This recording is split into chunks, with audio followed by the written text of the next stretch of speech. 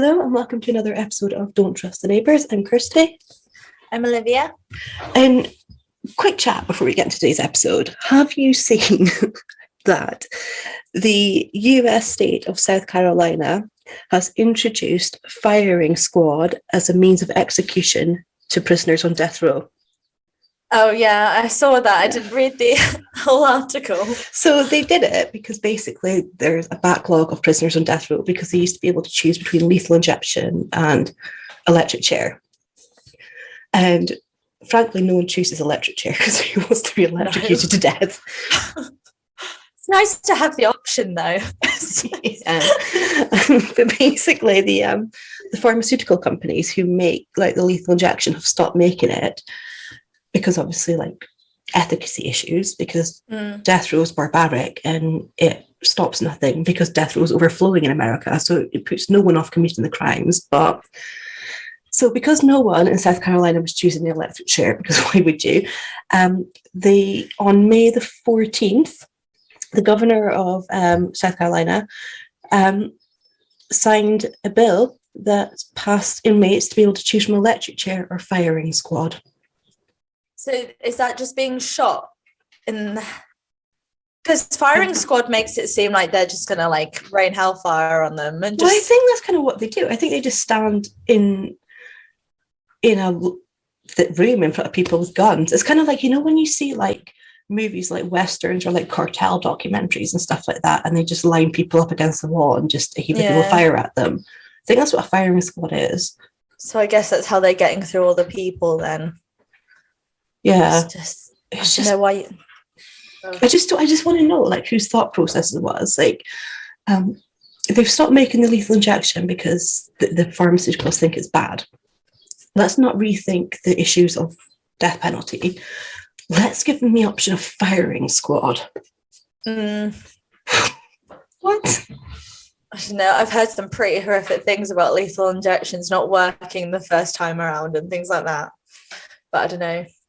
The electric chair as well just makes me think of the Green Mile, which is I only watched that for the first time a couple of weeks ago. Really? And I actually fell asleep during it because I could never last through a whole movie. And then I woke up at the part where he was being, it wasn't an electric shock, wasn't it? Electric chair. Yeah. Yeah, and then I saw that and I was like, that's just it's so sad. Like, I'm not invested in this film at all because I've been asleep, but I'm shocked. It's horrible. It is horrible. It is horrible. But shall we move on to today's case? Yeah. So it's a bit of a humdinger today, Olivia. Today we are headed up north to Aberdeenshire for a tale of sex, orgies, nudism, infidelity, and murder. It's like three of my favourite things. I know.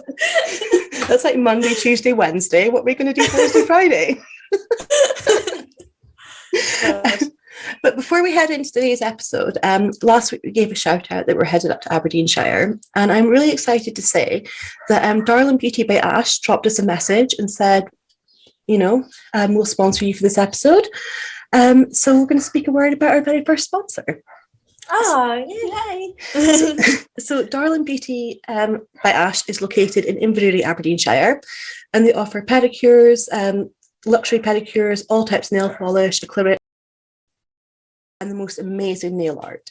Even if you're not in Aberdeenshire, I highly recommend checking out their Facebook page. I will include the link in the episode description. You will be mesmerised. I'm not going to lie. I spent ages scrolling through looking at all of it. And I can't wait until I'm able to properly travel to Scotland again so I can go see my mum and get myself booked in. So yeah, if you are in Aberdeenshire or in that area, we recommend checking you out. And if not, go look on the Facebook page and look at some pretty nails. Also, it's like the summer of weddings as well, and I can't wait to go and like get a whole like new do and just like feel fresh. I know, it's going to be so good. I've actually got a wedding and a hen party coming up in the next couple of months. I'm so excited. Yeah, same. It's going to be. I just can't wait to have a dance, and that's not alone in my bedroom. You know what I'm really excited about as well? I was like buying clothes to like for the hen party weekend. Like it's so nice to like be able to actually buy clothes to go to something again. Yeah. It just doesn't feel the same when you like. I did it for New Year's Eve. I was like, I'm going to get in my best dress, even though I'm just staying in. And then I was like, this just isn't. I don't feel special. No. Somebody love me. Tom was just like, me? Who? We had a really good New Year's Eve actually, because my brother moved down to Oxfordshire during lockdown and was here for a bit before he could move into a house. So we played board games and had wine, ate cheese board. It's a good night. Yeah. Yeah. I can't even remember what I did. Had a lot of Prosecco, I think. Yeah, there was a lot of alcohol involved as well. Yeah. But anyway, on with the show. We digress. So this case is, I'm going to say a little bit to start with because it's bloody mental. So it happens in a small town just outside Afford, in a cottage locally known by rumours as Kinky Cottage, where the lifestyles of the rich owners were really frowned upon.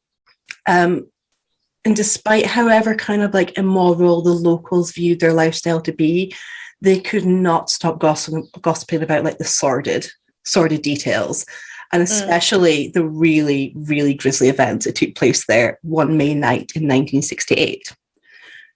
So I grew up in the town next to Afford. So one would think I would have heard about this case, and I have never heard of it, which is just insane. So for those of you who don't know, the reason we started this podcast, so Olivia and I used to work together, and we used to like to tell each other true crime stories because we met, we bonded, we became friends. We're like, hey, we both like true crime. Let's tell each other stories. And we got told quite a lot to start our podcast, didn't we? Quite a lot. Yeah. And then like lockdown happened and we just decided, sod it, what have we got to lose? So when I was researching other cases to cover ones that Olivia maybe hadn't heard before, and we will cover the ones we've spoken about in the past, like myself and Olivia, but I wanted to find something that myself and Olivia had never really heard of. My stepdad was like, well, what about Kinky Cottage? I was like, the who now, what now? And he told me about it. And there wasn't a whole lot online about it. It was a few like historical articles. So I did have to get a book. I will link the name of the book and everything in the episode description below, because it was a really, really good read. But when I started reading it, I was just like, what the hell is going on? So yeah, it's just, I can't believe I've never, ever, ever, ever heard of this case. I mean, I don't know anything, but from the sounds of it, it seems like something that should be made into a movie. Just like a really, or is it American true crime? I can't remember, true crime story, that little franchise. Oh, yeah, like the first 48 or something like that. Yeah. I think they should do something like that. This should be something. It really should be something. So for the story, we're headed to Aberdeenshire, obviously located in the UK in the 1960s. Now, the UK in the 1960s are synonymous with the free love movement. The free love movement was all about separating sex from marriage and removing the confines of marriage in general, meaning those who were married, who followed the movement, could take part and have sex with anyone. Like adultery was just an accepted part of life. And that's the way you want to live. That's the way you want to live. Absolutely no kink shaming here. One person who believed in this lifestyle was Maxwell, or Max as he was known, Garvie. Now, Max was born in 1934 in Kinky Cottage, Scotland. By his late teens, he was one of the most eligible bachelors in the northeast, as he was heir to the wealthy Garvie family fortune. The Garvie family owned large amounts of land by the town of Lawrence Kirk. And the family, although they classed themselves as quote unquote farmers, in reality, they were wealthy landowners, meaning that although they owned working farms, they didn't actually do any of the work and just paid people to do the farming for them. Yeah, what a life. Classic. Yeah. So not only was Max rich, but he was also incredibly good looking, aren't they always? I just thought of on Zoolander where he's like, I'm just incredibly good looking.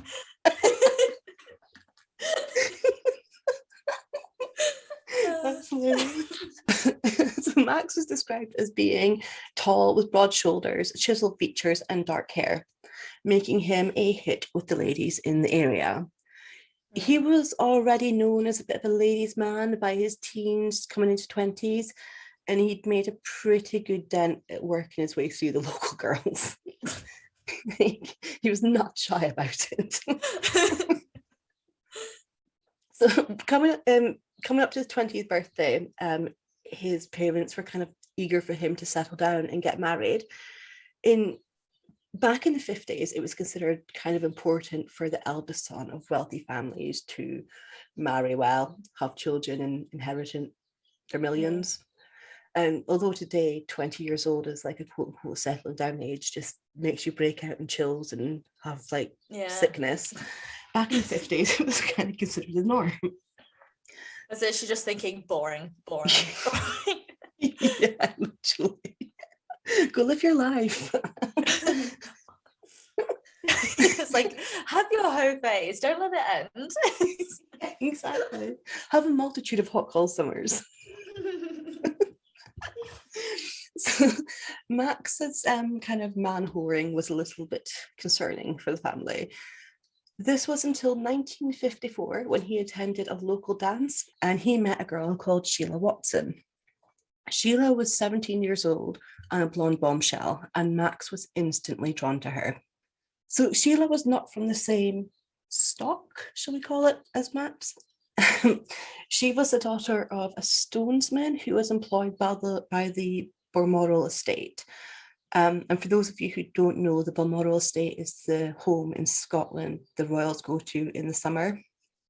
That is also located in Aberdeenshire, for those of you who do not know. Drives prices up in the area. Welcome, sponsor.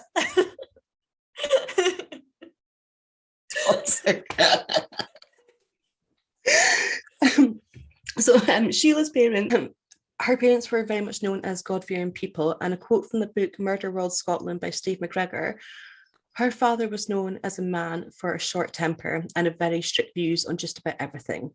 A man who viewed any form of pleasure as suspect and saw fragility and restraint as the only praiseworthy virtues. Sounds like a bloody barrel of laughs, doesn't he? Boring.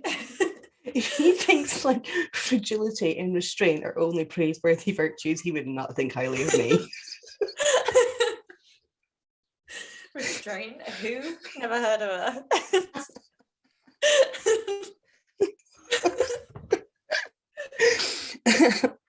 And her mother, Sheila's mother, was known to use words such as upright and forthright often. Not really the kind of people you want to go for a pint with, really. Yeah, sounds a bit dull. So Sheila surprisingly had a rather strict upbringing, and she really longed to escape from the overbearing parents. But she seemed to be doomed to a life much like theirs. And in her teens, she was employed as a domestic servant within the Balmoral Castle. However, in 1954, her luck changed when her family moved to the small coastal town of Stonehaven, a mere few miles from Lawrencekirk and the home of Max Garvie. See where this is going? When they moved to Stonehaven, Sheila started to go to dances. She would get dressed up, she would get her hair done, she made new friends. And it was at one of these dances with her new friends, with her hair done and her makeup on, that she met Max Garvie. Sheila, despite enjoying her new freedom of being able to go to dances, was still pretty innocent. She'd never really had a proper boyfriend in her life. Oh no. I know. No, that's not a bad thing. I'm just saying, don't fall in love with someone like Max Garvie. They will ruin you. So someone like Max must have seemed like the equivalent of basically like someone from London at that time. Because if you think, I live in Oxford and my parents live on the north side of Aberdeen, so the opposite side of Aberdeen where Stonehaven is. And that's like 525 miles door to door. So London, you must be looking on nearly what, 590 miles away. Back in the 50s, that was a pretty fair distance. Yeah, she just completely fell for him and his charms and his good looks and his wits. And starry-eyed Sheila was completely just smitten with Playboy Max.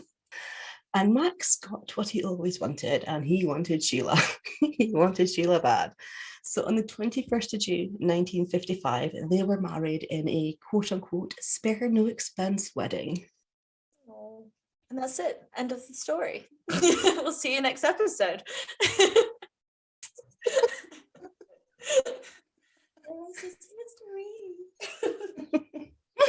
I love you think where this is going, and I can't wait till you see what actually happens. Oh God. So after they married, they moved into a house that had belonged to the Garvie family for over 60 years.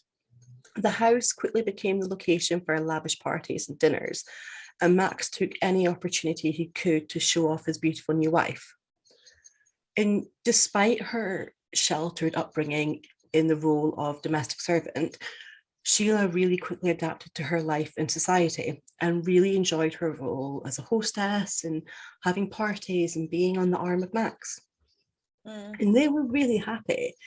And in 1956, life got even better when Sheila gave birth to their first child, a little girl called Wendy. I know. And the following year, their second child was born, called Angela. Oh God, Angela. That just makes me think of Angela from The Office.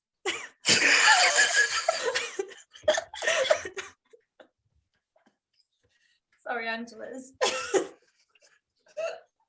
No disrespect. So, despite having it all, Max started to become dissatisfied with his life. Don't we bloody always? And it's, yeah, bloody man.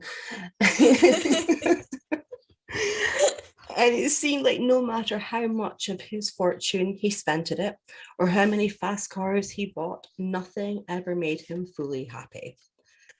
He started to become pretty verbally abusive towards his family, criticizing Sheila for the way she dressed, or letting Wendy know that she was a little bit too fat for his liking and therefore a bit of a disappointment. He needed everything in his life to be perfect, like everything had to look perfect. And his daughter, being a little chubby, wasn't good enough. That's so strange. It's like, oh, I don't know. Why would that matter to you, what your daughter looks like? Surely you just want her to be happy. I just find that really pervy. No, it's really pervy. Just you wait, my friend. It gets worse. Soon, Max, in his despair of not being able to have everything looking perfect and not being able to be fully satisfied with his life, turned to alcohol. And by the time both girls were in school, so aged 5-ish, both of them, he was consuming 5 bottles of whiskey a week. Oh my God. That is a lot of whiskey. It's like Christmas every week. Yeah. 5 bottles of whiskey. I mean, like, bloody hell. I know, God. Your stomach would need to be pumped like every day. Yeah. I mean, I'm from a part of Scotland where people, like, whiskey is made and people drink a lot of whiskey, and even I'm like, bloody hell, mate. Calm it down. Just as Max was really starting to give up and thought he would never be happy and truly content in his life, along came the swinging 60s. The decade where the birth control was legalized and you were no longer thrown in jail for being gay. Never should have been in the first place, just saying. And the divorce plan made it easier for couples to split up. Side note, by the end of the decade, 1 in 2 marriages were ending in divorce. That's just iconic. Love that. It is, isn't it? Yeah. Yeah. But most importantly of all, for Max, a new decade brought along with it free love. It wasn't called the swinging 60s for nothing, after all, guys. Despite being able to read about the free love movement in London, 500 plus miles north in Aberdeenshire, Max was seeing none of these changes in the small farming villages he grew up in. They still had like temperance bars in Aberdeenshire, like farming villages at this point. And for those of you who don't know what a temperance bar is, temperance means like sober or sobriety. So it was basically non-alcohol bars. not quite the decade of free love up in Aberdeen. Just imagine he was looking over with binoculars like, what is going on over there?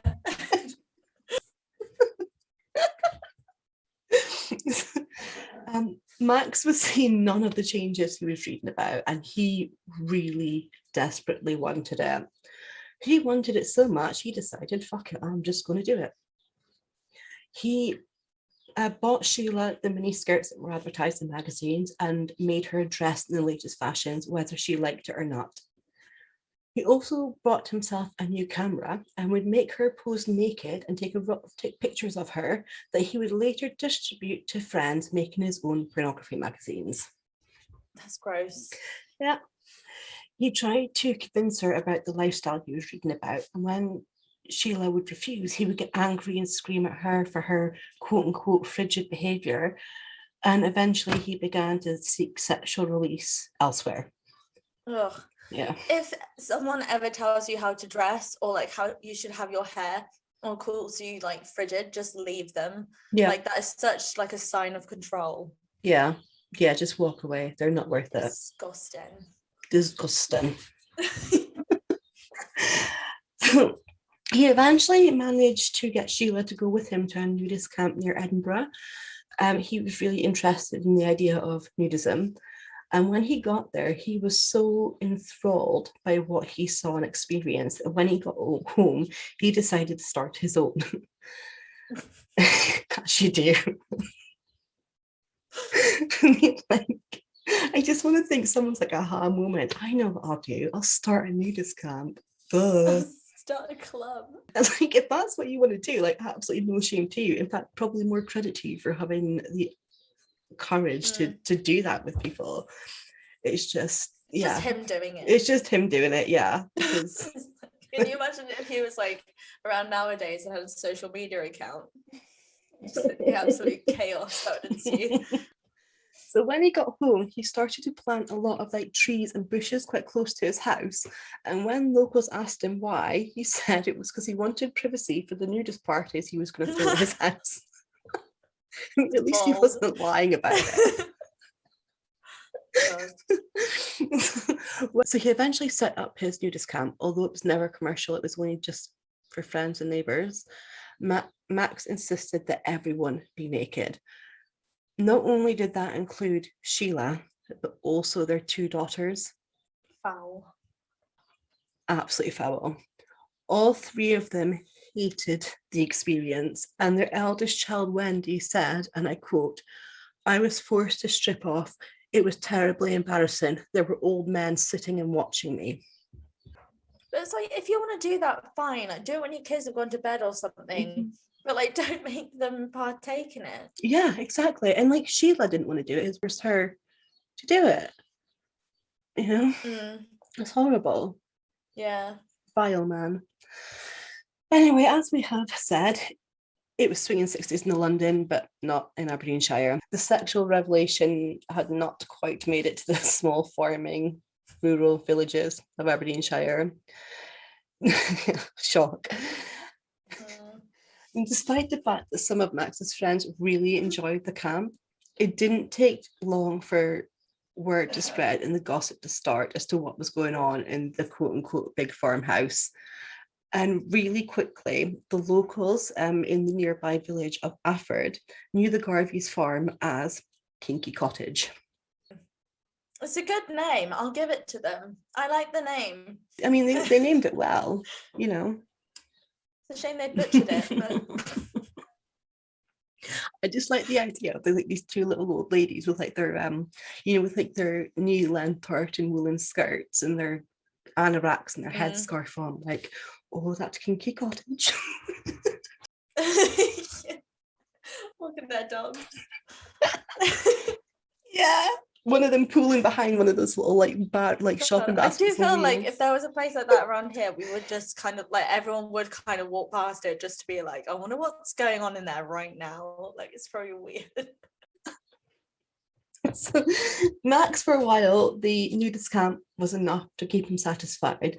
But once again, Max's dissatisfaction crept into play and he turned to drugs. And began consuming copious amounts of uppers, and soon his guests and the nudist camp were doing the same.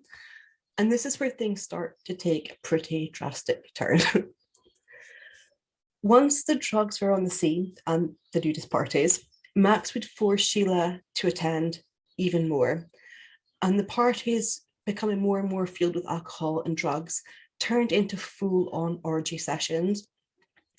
Sheila, once again, did not want to take part, but was again forced to by Max. The orgies then led to planned wife-swapping evenings. Once again, Sheila was forced to take part in.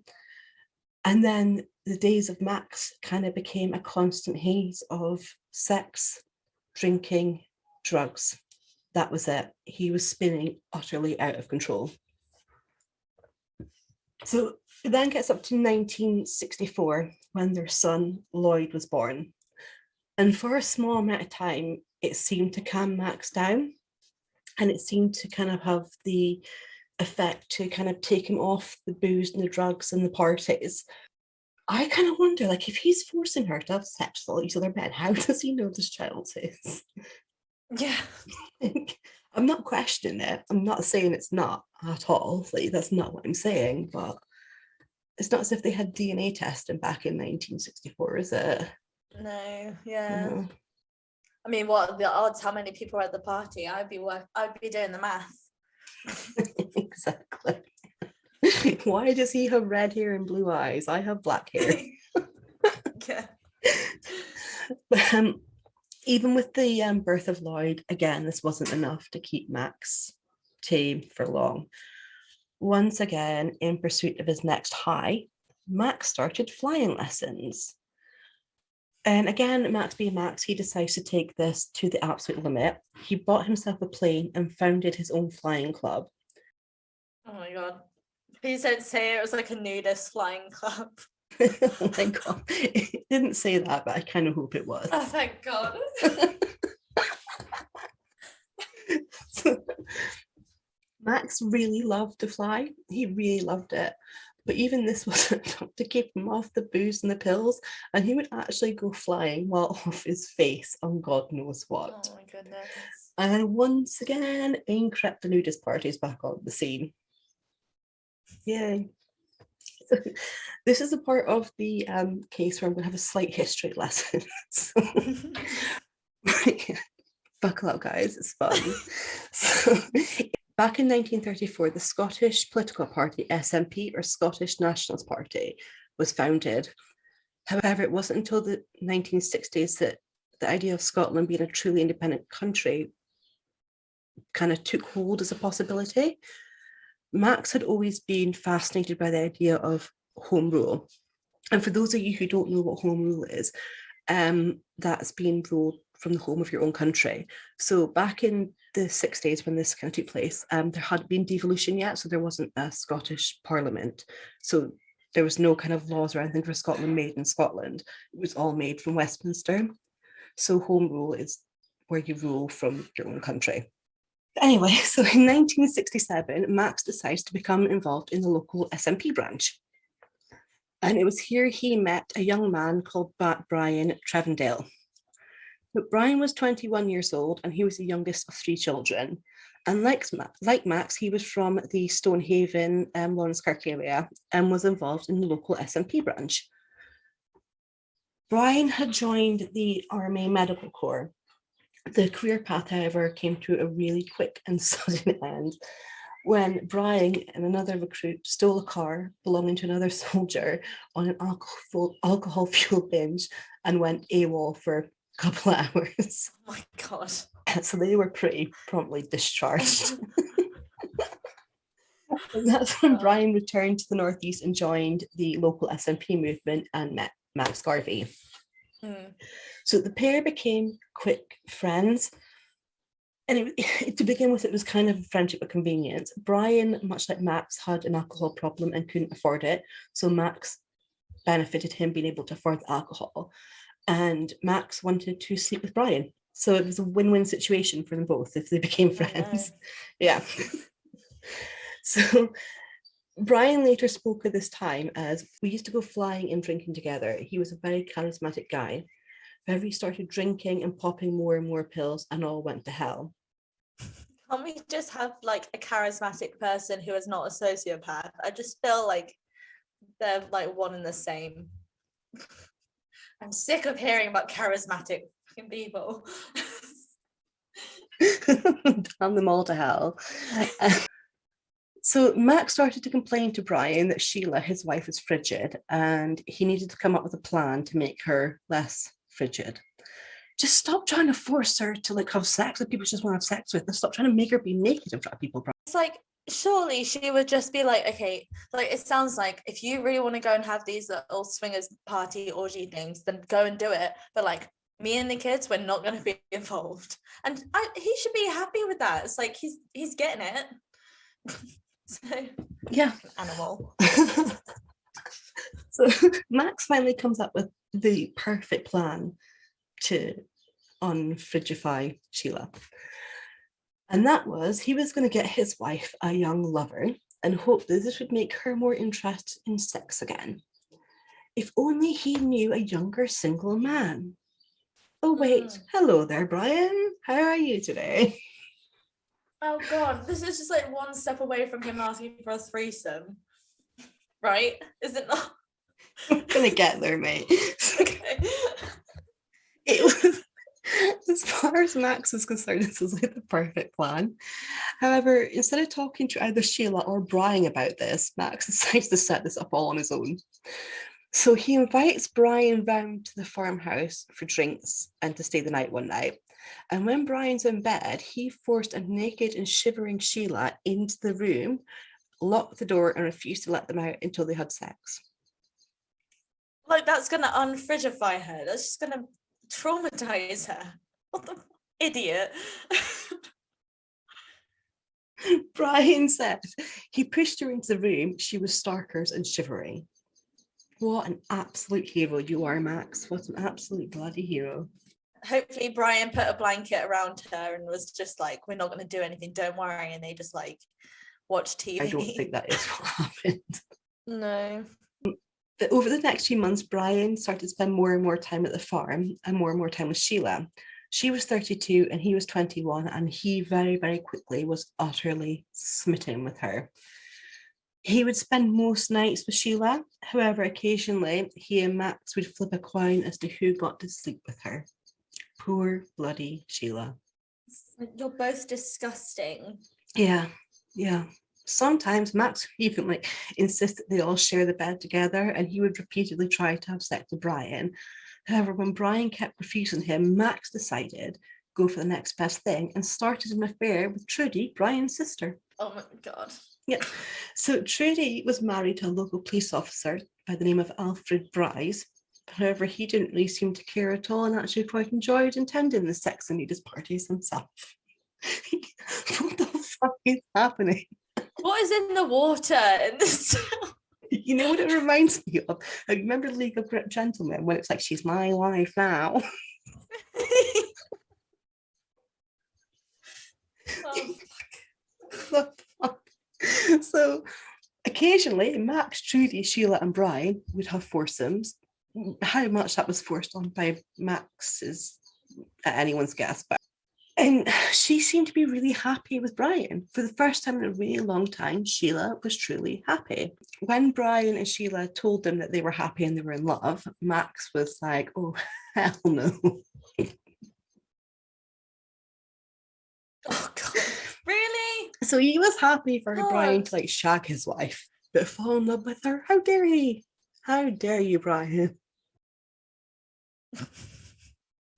Would that like end their involvement in these little parties? He's just living for this swingers sesh. He's But like the thing is, Max himself couldn't actually give a fuck about Sheila. Sheila, all she was to him was property. And I know it's the 1960s, but the decade does not excuse it, because no human being ever has been or ever will be anyone else's property. And if anyone thinks opposite, go sort your fucking life out. Yeah.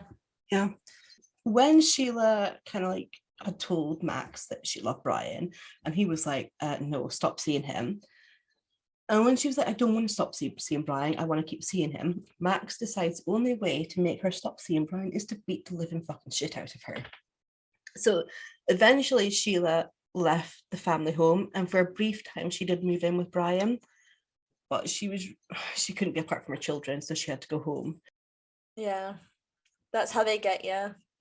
This is also like when we covered Alex Gill and Jordan Worth, like lots of people like, why didn't he just leave?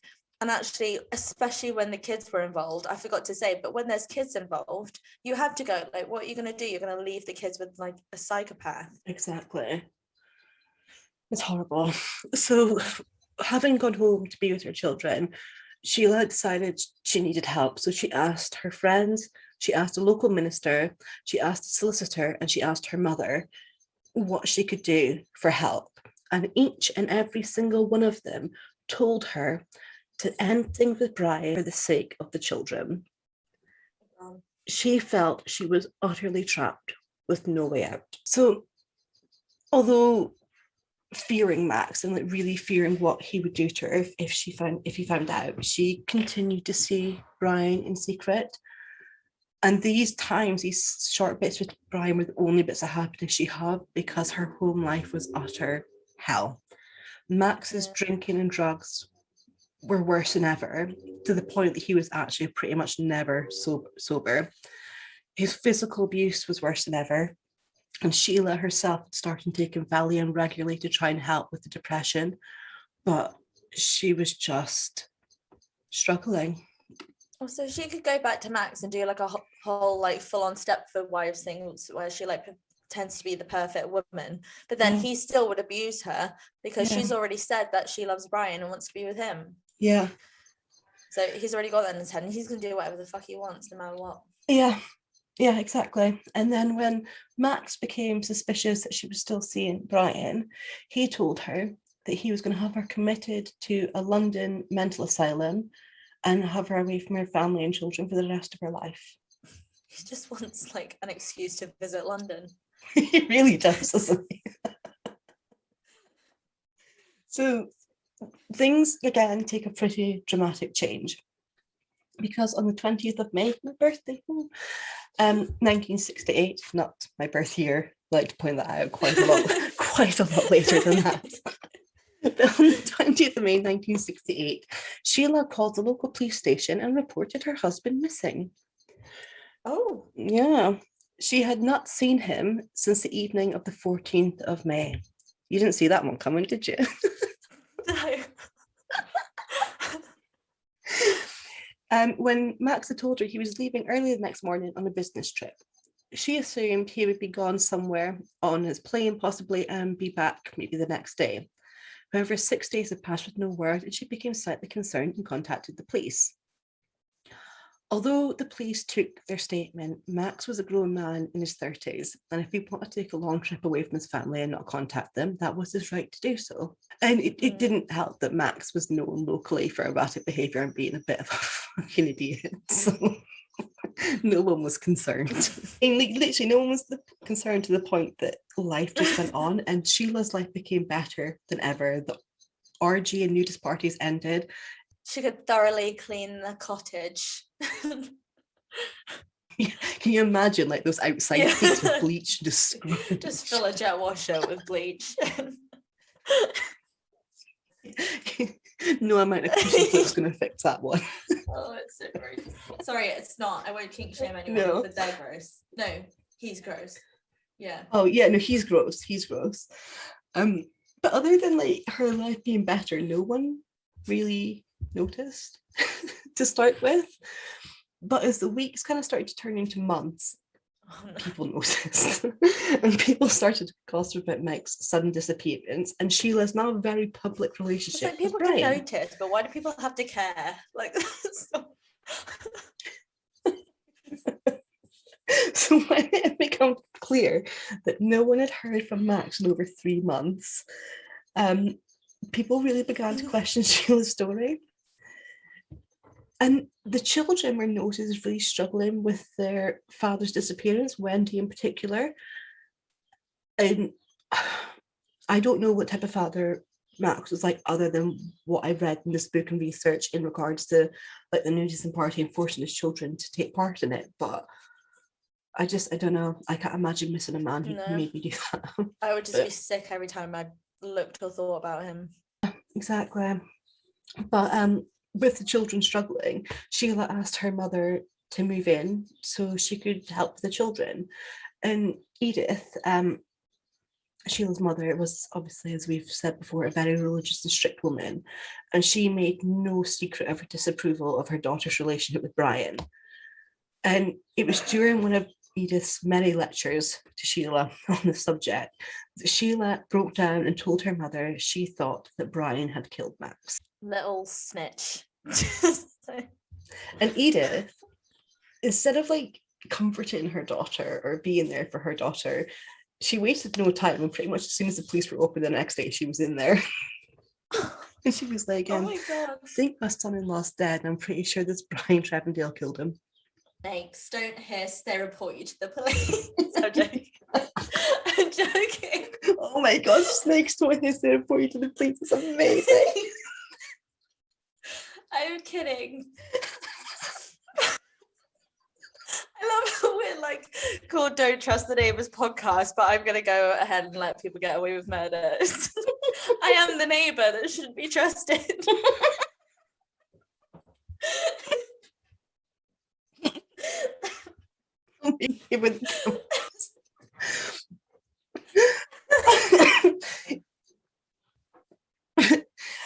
But unbeknownst to Edith or anyone else, the police had actually been quietly investigating Max's disappearance for a couple of weeks now, because, you know, they had also noticed he had not been heard for several months.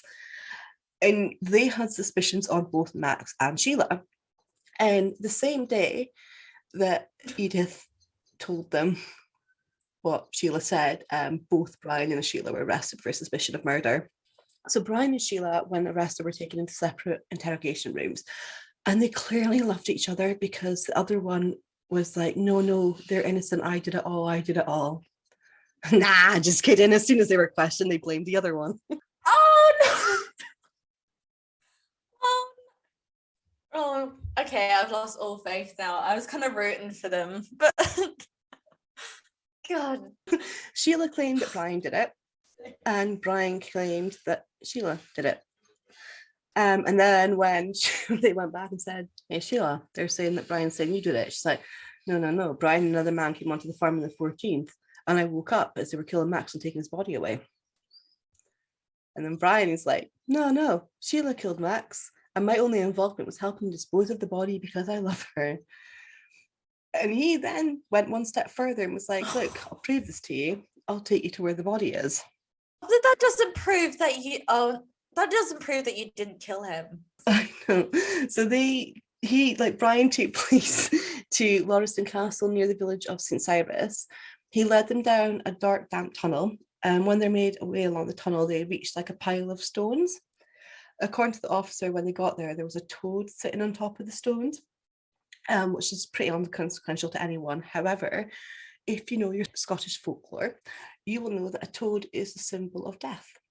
Spooky. So officers begin to remove the stones, and underneath they're like, oh my God, it stinks. Well, duh. And then they found the decomposing body of Max Garvie, and you're like, the reason for the smell.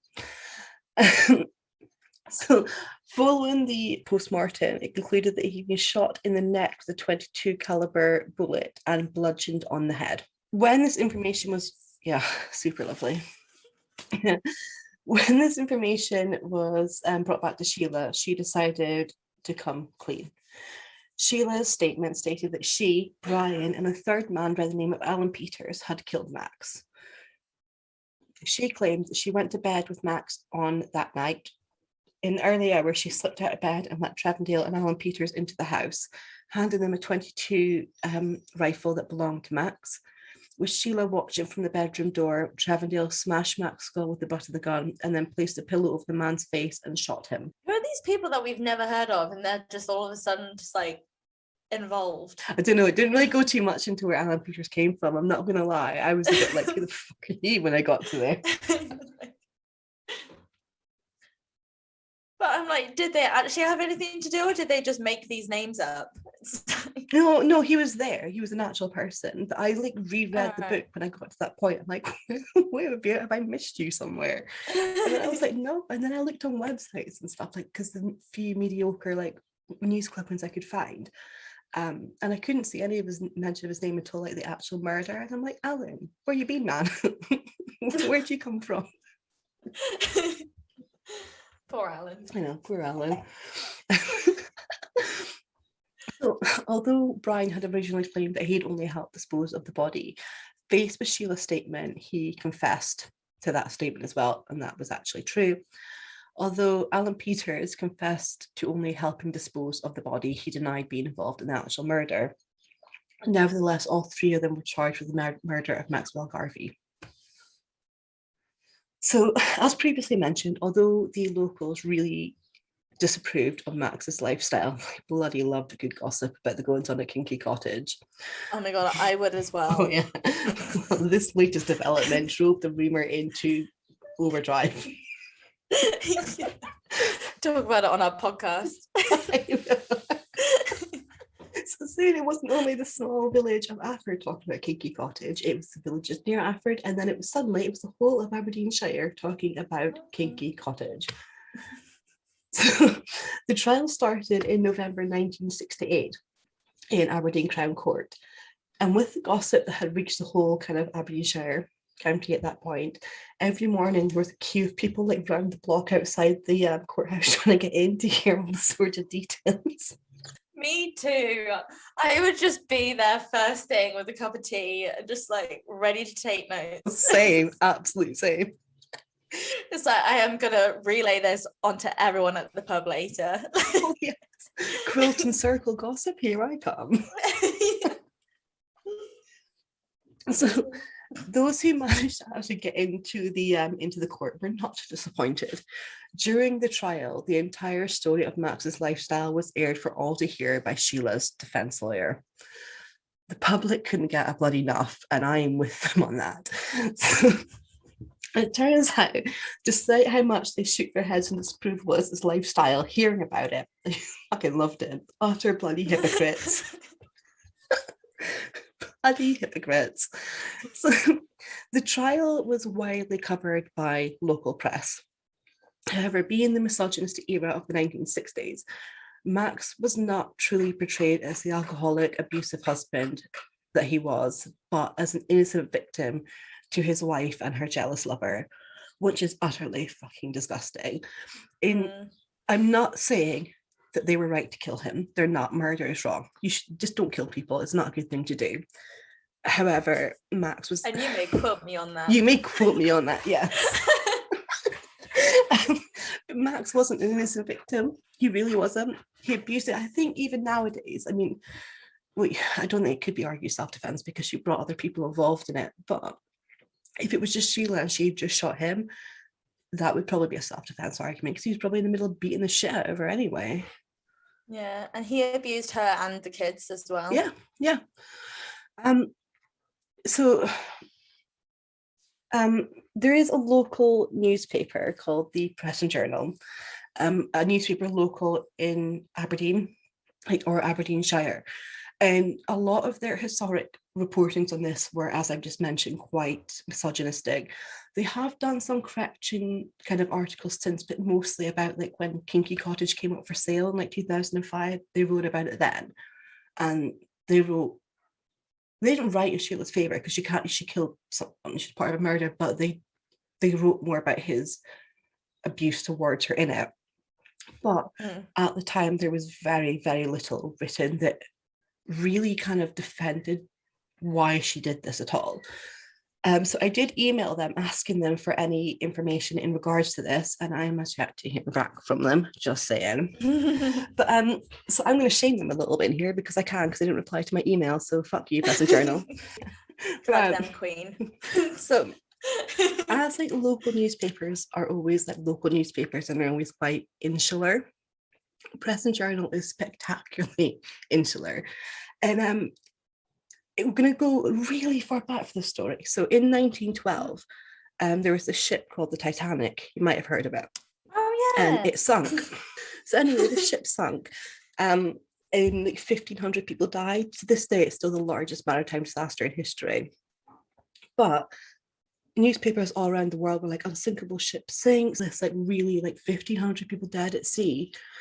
The Press and Journal's newspaper were Titanic sinks, list of Aberdeen people on Titanic. But that, like, it's just like Titanic sinks, Aberdeen people on Titanic. So like forgetting all the other 1,500 other people that fucking died. But like, basically, they're so insular that this true article of what they actually wrote was a correction article in 2012, so 100 years past the sinking, because everyone believed for 100 years the true headline was Northeast Man Drowns at Sea. And everyone believed the Press and Journal wrote that because they're so fucking insular, no one questioned it. So during the trial off my dragon of the Press and Journal now, let's go back on with the story. During the trial, it emerged that Trudy and her husband, remember Trudy and Brian's sister and her policeman husband? Oh yeah. Yeah. They knew that Max had been murdered and kept it a secret. Fred, policeman Fred. Wait. But she was doing it. She was Yeah. Yeah, but you know, Brian's her brother, so you know. Oh yeah. Rose before hose. Fair enough. Fair enough. So not only did Fred and Trudy know about the murder, policeman Fred even helped burn the most critical piece of evidence, the blood-soaked mattress. He also admitted in court that he burned Max's clothing and ID. Shockingly, being a policeman, he was never fucking charged for destroying evidence. This is fucking unbelievable. He knew this man had been murdered and destroyed the evidence, and they're like, oh well, better luck next time, mate. Don't get caught. Do better next time. Yeah, do better. Just burn the evidence better. Or when they asked, did you know? Fucking lie. Jesus Christ, policeman, they teach you nothing. What a dick. So on the 2nd of December 1968, the jury took very little time to find Sheila Garvie and Brian Trebendale guilty for the murder of Maxwell Garvie. However, the case against Alan Peters was not proven. In Scottish law, the jury can find a defendant not proven. This means they suspect that they did do it or were involved in the crime, but the prosecution has failed to provide enough evidence for them to convict.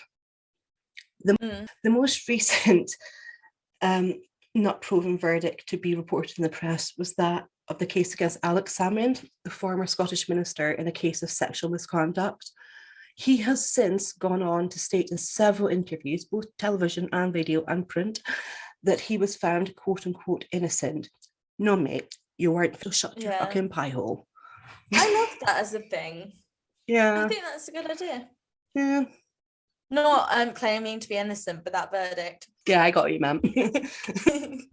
So both Sheila and Brian were given life sentences, which at the time was 10 to 15 years.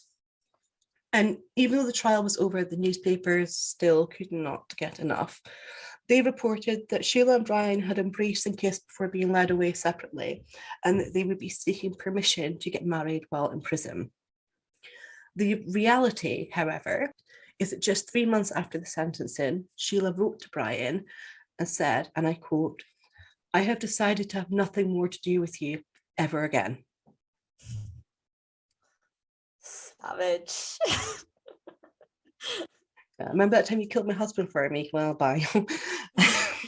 I'm starting my hoe phase now. My consensual hoe phase this time. My hot girl summertime. Sheila was released from prison in 1978 after serving 10 years. And when she was first released, she helped her aunt in the running of her guest house in Aberdeen. She remarried in 1979, not wasting any time, but the marriage only lasted 2 years. But both of them were alive when it ended, which is a boost from the last one. She did actually write a book about the case called Marriage to Murder, My Story. But if you can find a copy of that, you are a better person than I. But Sheila did actually go on to find happiness in the end, the man called Charles Mitchell. They were married in 1981. They ran their own guest house and they were together until Charles's death in 1992. His death was natural, not caused by Sheila. So in 2005, Sheila was admitted to a care home with the early stages of dementia, where she became close to a nurse called Maggie. One day, she just blurted out to Maggie that her husband was murdered and she went to prison for it. She would talk about how her husband was not very nice, how he would beat her and make her do things, and was genuinely terrified of him. Sheila passed away in November 2014 at the age of 80. Brian was also released in 1978 and went on to marry and became the landlord of a pub in a village in Perthshire, which is also in Scotland, just in case anyone didn't know. In 1999, he gave an interview to the Daily Record newspaper where he talked about the murder. And he said, and I quote, "I can remember how she worded it. She said it would be better with Max out the way. I was shocked, but I would do anything for her." And further, he also said, and I quote again, "Sheila let us in through the kitchen door. She let us in for drinks. She handed me the loaded rifle that Max kept in his office. She took us upstairs and put us a room across from their bedroom and told us to wait. Once Max was asleep, she led us into the room and she stood in the doorway in case any of the children woke, and I shot him in the head." That's what she said had happened. Brian died in 2003. And the house was passed to the children. So sadly, Sheila and Max's children, they were passed to their only other living relative, which was Sheila's mother, but she died a year after Sheila was in prison. So the kids went into foster care after that. Wendy moved down to England and went through quite a rough patch with drugs and alcohol. However, she came out the other side and wrote a book. Again, if you can find Wendy's book, you're better than I, because I could not find it anywhere. The children still owned the farm until like the late 90s, early 2000s when it was sold on, and they lived their lives in pretty much anonymity now. And that is the story of Kinky House murder. So I still have no idea how I grew up in the village like next door to Afford and didn't know about this. It's a good case. Yeah. I did not expect. My guess was that it was going to be this couple that murdered a load of people at their sex parties, or if it was going to be anyone, it was going to be he murdered her, not the other way around. I know. People break when you. They do. They do, and I'm not condoning the murder of anyone at all. That's not what we're here for. However, he was severely, severely abused, and one could only, I don't know how to say this in a way, she was effectively prostituted by her husband at sex parties. And it's really sad. And watched while he just like coaxed people with drugs and alcohol. Yeah. Forced your children to be naked in front of old men. Yeah. Well, thank you for that. And I guess we'll see you all next time. Yeah. See you. Enjoyed. So thank you so much for listening to this week's episode, guys. We really, really do appreciate it. If you could ask you to be so kind as to head over to Apple Podcasts to leave us a review, because the more reviews we get, it bumps our profile, which means we get more people to listen to us, we get more promotion, and the more promotion we get, the more episodes we can make for you. If you could check us out on the socials as well, we are on Facebook, Instagram, TikTok, Twitter, and also on YouTube as Don't Trust the Neighbours Pod. Also, if you want to drop us an email, if you have any information about any cases or any case you want us to cover, please email us at don'ttrusttheneighbourspod@gmail.com, and we will see you next week.